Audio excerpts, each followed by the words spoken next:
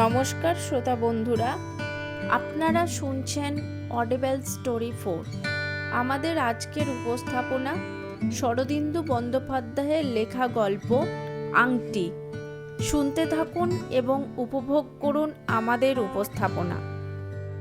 হীরের আংটির হিরেটা যখন আলগা হয়ে যায় তখন তার আঙুলে পড়ে বেড়ানো নিরাপদ নয়। হিরে অসাবধানে পড়ে হারিয়ে যেতে পারে, সাবধান। ক্ষেত্রমোহনের আংটির হিরে অনেকদিন আগেই হারিয়ে গিয়েছিল। শোকটা সে সহজেই কাটিয়ে উঠতে পেরেছিল এবং ঝুটো পাথর দিয়ে কাজ চালাচ্ছিল। অপরিচিত কেউ হয়তো হঠাৎ করে দেখে ভুল করতে পারে, কিন্তু অন্তরঙ্গদের মনে কোনো মোহও ছিল না। ক্ষেত্রমোহন যে একজন ভদ্রবেশী মিষ্টভাষী জুয়াচোর সেটা তার স্ত্রী চপলা জানত। চপলার বয়স 22 বছর। রূপ যৌবন দুই আছে, সন্তান হয়নি। তার রূপ যৌবনের মধ্যে একটা তীব্র তেজস্বিতা ছিল, চোখ ধাঁধানো। 22 বছর বয়সে বাঙালি মেয়ের যৌবন সাধারণত থাকে না, যা থাকে তা পশ্চিম দিকের অন্তরাগ। চপলার মধ্যে কিন্তু কোনো অভাবনীয় কারণে যৌবন টিকে গিয়েছিল। তার মনের উপর যে নিগ্রহ হয়েছিল তারই ফলে হয়তো এমনটা ঘটেছিল। মনের সহজাত বৃত্তি এবং সংস্কারগুলো যখন নিপীড়িত হয়ে অন্তর্মুখী হয়, তখন তারা কোন পথে কী রূপ ধারণ করবে বলা দেবতারও অসাধ্য। ফ্রয়েড সাহেব এই অতল সমুদ্রে চাট গিয়ে খালাসির মতো পূরণ ফেলছেন, কিন্তু বাম মেলে না। ক্ষেত্রমোহন লোকটা ছিল বদমাইশ। মোসাহেবি করা ছিল তার পেশা। বড় লোকের সদ্য বয়সপ্রাপ্ত সন্তানদের অপ্সরাদের দরজা পর্যন্ত পৌঁছে দেওয়া ছিল তার জীবিকা। কিন্তু সে নিজের স্ত্রীকে ভালোবাসত। বেহুশ মাতালের পকেট থেকে মানি ব্যাগ চুরি করতে তার বাধ্য না, কিন্তু সে নিজে মদ খেত না এবং অন্য মকার সম্পর্কে তার একটা স্বাভাবিক নিষ্পৃহতা ছিল। অপ্সরাদের দরজা পর্যন্ত গিয়ে সে ফিরে আসত। শঙ্করাচার্য সত্যিই বলেছিলেন, এ সংসার অতীব বিচিত্র। চপলা যখন প্রথম স্বামীর চরিত্র জানতে পারে তখন ভয়ে বিস্ময়ে একেবারে অভিভূত হয়ে পড়েছিল। তারপর কিছুদিন কান্নাকাটির পালা চলল। ক্ষেত্রমোহন যত্ন সহকারে চপলাকে নিজের চারবাক নীতি বুঝিয়ে দিল। অতঃপর ক্রমে ক্রমে চপলা উদাসীন হয়ে পড়ল। তার মনে আর মোহ ছিল না। ট্রাম ঘরগড়িত সদর রাস্তার উপরে একটা সরু বাড়ির দোতলায় গোটা 2 ঘর নিয়ে ক্ষেত্রর বাসা। শোবার ঘরের একটা জানলা সদর রাস্তার ওপরেই। সেখানে দাঁড়ালে রাস্তার দৃশ্য দেখবার কোনো অসুবিধা নাই। সেদিন বিকেলে চপলা সেই জানলার সামনে দাঁড়িয়ে রাস্তার দিকে তাকিয়েছিল। এমন সময় সিঁড়িতে জুতোর শব্দ শুনে পিছন দিকে তাকিয়ে দেখল, হাসি মুখে ক্ষেত্রমোহন ঘরে ঢুকল। ক্ষেত্রর বয়স 30, সুশ্রী, চটপটে এবং বাকপটু। সে হাসতে হাসতে চপলার পাশে এসে দাঁড়িয়ে বলল, সব ঠিক করে ফেলেছি, আজ রাত্রেই, বুঝলে? উদাম সাবার, মাল তশ্রুপাত। চপলা তার মুখের দিকে তাকিয়ে হাসল, জলজলে চোখ ঝলসানো হাসি। তার দাঁতগুলো যেন এক রাশ হিরে, আলোয় ঝকমক করে উঠল। ক্ষেত্রর এ হাসি অভ্যাস হয়ে গিয়েছিল, তবু সে লোভ সামলাতে পারল না। একটা চুম্বন করে ফেলল। বুকে হাত দিয়ে তাকে একটু ঠেলে দিয়ে চপলা বলল, কি হলো? চপলার কাছে ক্ষেত্রর কোনো কথাই গোপন ছিল না, বরং কেমন করে কাঠ থেকে টাকা ঠকিয়ে নিল, কাকে মাতাল করে বুক পকেট থেকে নোট চুরি করলো, এসব কথা পুঙ্খানুপুঙ্খভাবে চপলার কাছে গল্প করতে সে ভালোবাসত। বেশ একটু আত্মতৃপ্তি অনুভব করত। এখন সে জানলার গড়াত ধরে উৎসাহ সহকারে বলতে আরম্ভ করলো, তোমাকে একদিন বলিনি, এক নতুন কাপ্তেন পাকড়েছি, বেশ শাঁসালো জমিদারের ছেলে, কলকাতায় ফুর্তি করতে এসেছে। নরেন চৌধুরী নাম। ফোরে পুকুরে একটা বাসা ভাড়া নিয়ে একা থাকে। তাকে মাসখানেক ধরে খেলাচ্ছি। ছোঁড়ার বয়স বেশি নয়, 23-24। কিন্তু হলে কি হবে, এরই মধ্যে অনেক বুড়ো ওস্তাদের কান কেটে নিতে পারে। একেবারে একটি হরতেল ঘুঘু। এই দেখো না, 1 মাস ধরে তেল দিচ্ছি, এখনো একটি সিকি পয়সা বার করতে পারিনি। শালা মদ কিনবে, তাও আমার হাতে টাকা দেবে না, নিজে গিয়ে বোতল কিনে আনবে, নয়তো দারোয়ান বেটাকে পাঠাবে। তার থেকে 2 পয়সা বাঁচাবো, সে গুড়ে বালি।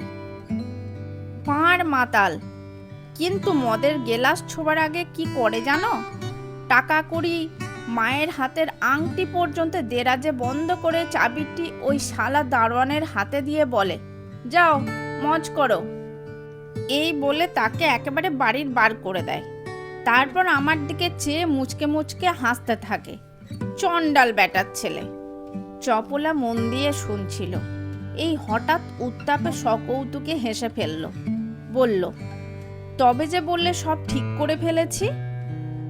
ক্ষেত্র মুখের একটা বিরক্তিসূচক ভঙ্গি করে বলল, দেখলুম ও শালা পগেয়া বদমাইশকে সহজে ঘায়েল করা যাবে না, একেবারে ঘাড় মোটকে নিতে হবে। আমারও রোগ বেড়ে গেছে। আজ রাত্রে ঠিক করেছি ব্যাটার দেরাজ ফাঁক করব। এই দেখো চাবি তৈরি করেছি, বলে পকেট থেকে কয়েকটা চকচকে চাবি বের করে দেখালো। চুরি করবে? হ্যাঁ, ঢের খোশমত করেছি, আর নয়। এবার 1 হাত ভানুমতির খেলা দেখিয়ে দেব।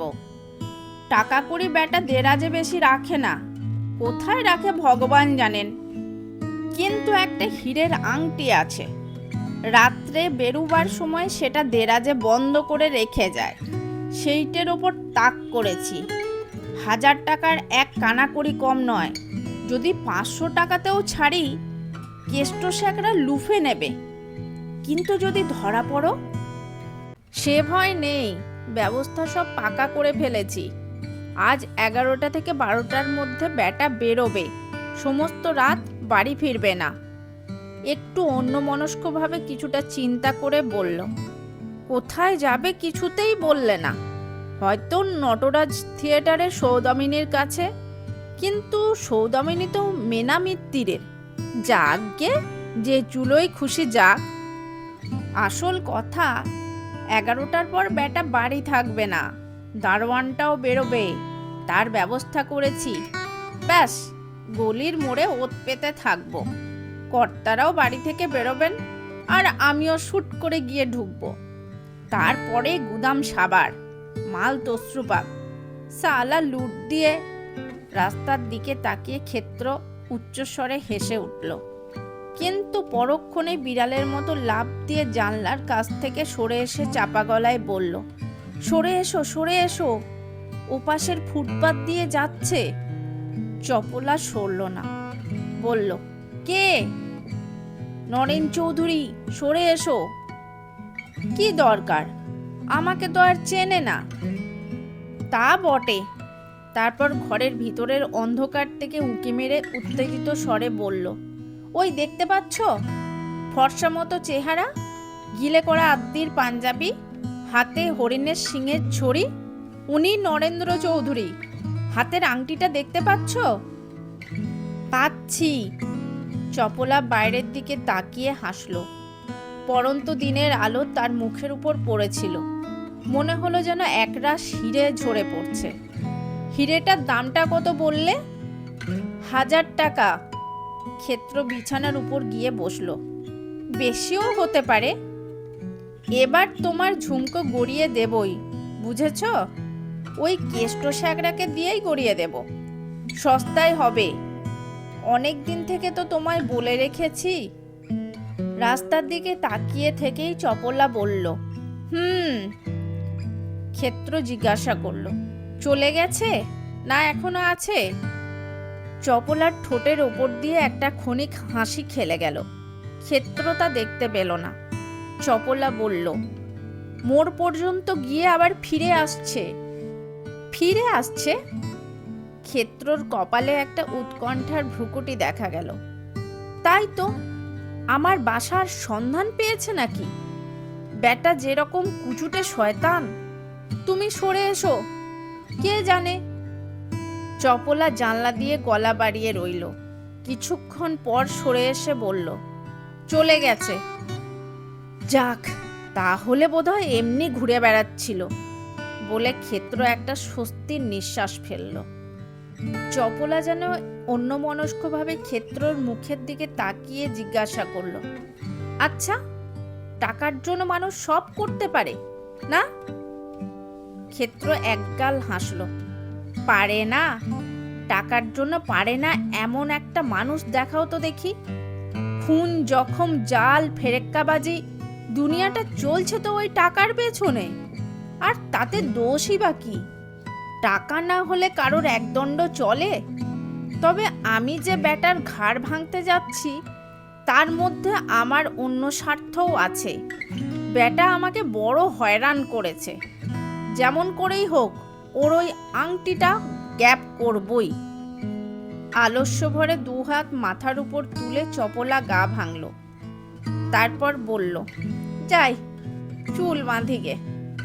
রাত্রি 10:30টার সময় ক্ষেত্র গলির মোড়ে আড্ডা দিতে শুরু করলো। ঠিক সামনে দিয়ে ফোড়ে পুকুরের রাস্তা পূর্ব পশ্চিমে চলে গেছে।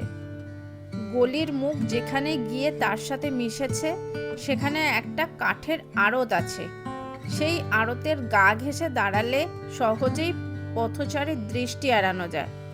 রাস্তার গ্যাস কাছাকাছি নেই। এখান থেকে নরেন চৌধুরীর বাসার সদর বেশ দেখা যায়। বড়জোর 20 গজ। রাস্তার উপরেই দরজা। দরজা খুললে ভিতরে একটা ছোট গলি। গলির দুই ধারে দুটো ঘর। রাস্তার উপরেই বাইরের দিকে একটা জানলা আছে। ক্ষেত্র দেখল পাশের ঘরে একটা আলো জ্বলছে। এটাই আসল ঘর। ঘরে একটা সেক্রেটারিয়েট টেবিল আছে। সেই টেবিলের ডান দিকের দেরাজ। ক্ষেত্র পকেটে হাত দিয়ে দেখল চাবি ঠিক আছে। সে মনে মনে হিসাব করল, কাজ শেষ করে বের হয়ে আসতে মিনিট 10-এর বেশি সময় লাগবে না। তার হাত নিষ্পিস করতে লাগলো। একটা স্নায়বিক অধীরতা তার শরীরকে চঞ্চল করে তুলল। লোকটা কতক্ষণে বাড়ির বাইরে বের হবে? ক্ষেত্র বিড়ি আর দেশলাই বের করলো। বিড়িতে ফুঁ দিয়ে ঠোঁটে ধরে দেশলাই জ্বালতে গিয়ে সে থেমে গেল। না, কাজ নাই। গলিতে লোকজনের যাতায়াত বন্ধ হয়ে গেছে বটে, কিন্তু গলির দুধারে বাড়ি। কে জানে, যদি কেউ দেশলাইয়ের আলো দেখতে পায়। ধূমপানের সব সরঞ্জাম ক্ষেত্র আবার পকেটে রাখল। হাতে ঘড়ি ছিল। চোখের খুব কাছে এনে দেখল 11টা বাজতে 5 মিনিট। সময় হয়ে এসছে। এমন সময় নরেন চৌধুরীর ঘরে বিদ্যুতের আলো নিভে গেল। ক্ষেত্র নিঃশ্বাস বন্ধ করে এক দৃষ্টে সদর দরজার দিকে তাকিয়ে রইল। তারপর আস্তে আস্তে নিঃশ্বাস ত্যাগ করল।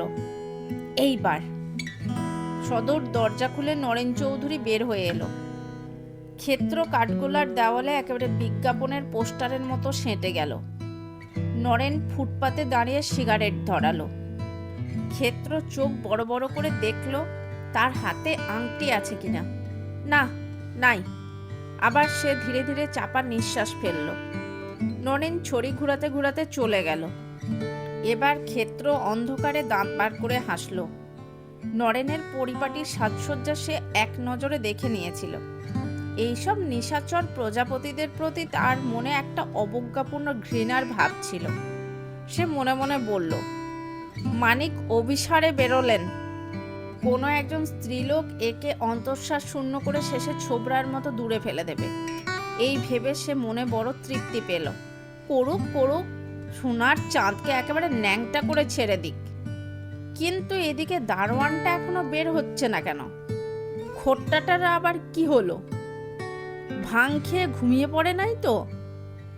আরো কিছুক্ষণ অপেক্ষা করে ক্ষেত্র ঘড়ি দেখল 11:15। তাই তো, কি হলো? দারোয়ান আগে বেরিয়ে যায়নি তো? না, তাহলে নরেন দরজায় তালা লাগিয়ে যেত। তবে দারোয়ানটা কি সত্যি ঘুমিয়ে পড়ল? তাকে সরানোর জন্য ক্ষেত্র এত মেহনত করেছে। সার্কুলার রোডে ময়দা কলের বস্তিতে তারির আড্ডার সন্ধান বলে দিয়েছে। আর শেষে এই সময় খোট্টা দারোয়ান বের হলো। দরজায় তালা লাগিয়ে পাকড়ি বাঁধতে বাঁধতে নাগরা ঠক ঠক করে প্রস্থান করলো। এবার সময় এসে গেছে। দারোয়ানের নাগড়ার শব্দ মিলিয়ে যাবার পর ক্ষেত্র কাঠগোলার ছায়া অন্ধকার থেকে বের হয়ে এলো। পথ নির্জন, বাধা বিপত্তির কোনো ভয় নেই, কিন্তু দুপা এগিয়ে গিয়ে ক্ষেত্র আবার ফিরে এলো। কাজ নাই, আরেকটু যাক, যদি দারোয়ানটা কিছু ভুল করে ফেলে গিয়ে থাকে হয়তো আবার ফিরে আসবে। 10 মিনিট কেটে গেল, দারোয়ান ফিরল না। তখন ক্ষেত্র অন্ধকার থেকে বের হয়ে এলো, বেশ স্বাভাবিক দ্রুত গতিতে, যেন নিজের বাড়ির দিকে যাচ্ছে এমনভাবে দরজার সামনে গিয়ে দাঁড়ালো। পকেট থেকে চাবি বের করলো, বেশ শব্দ করে দরজা খুললো, তারপর ভিতরে ঢুকে দরজা ভেজিয়ে দিল। ক্ষেত্রর পকেটে একটা ছোট বিদ্যুতের টর্চ ছিল, সেটা এবার সে জ্বাললো। একবার চারিদিকে ফিরে দেখলো, তারপর বাঁ দিকের দরজার উপর ফেললো। দরজায় তালা লাগানো। ক্ষেত্র আর একটা চাবি বেছে নিয়ে তালায় পড়ালো। খুট করে শব্দ হলো, তালা খুলে গেল। টর্চের আলো নিভিয়ে ক্ষেত্র ঘরে ঢুকলো। ঘরে কোথায় কি আছে সবই তার জানা ছিল।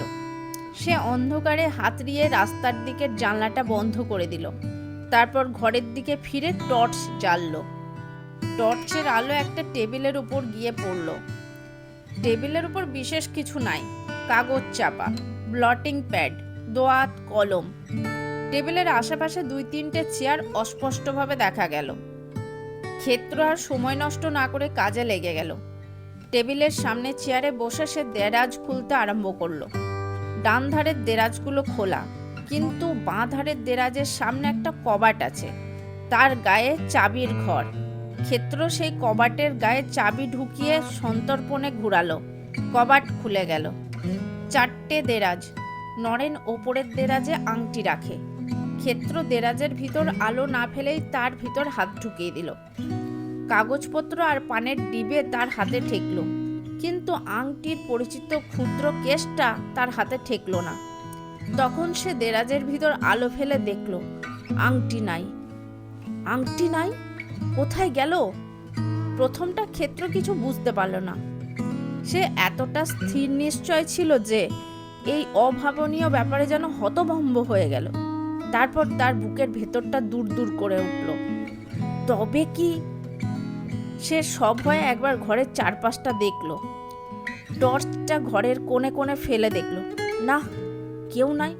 সে ভয় করছিল নরেন তাকে ধরবার ফাঁদ পেতেছে। তা নয়, হয়তো আংটিটা দ্বিতীয় দেরাজে আছে।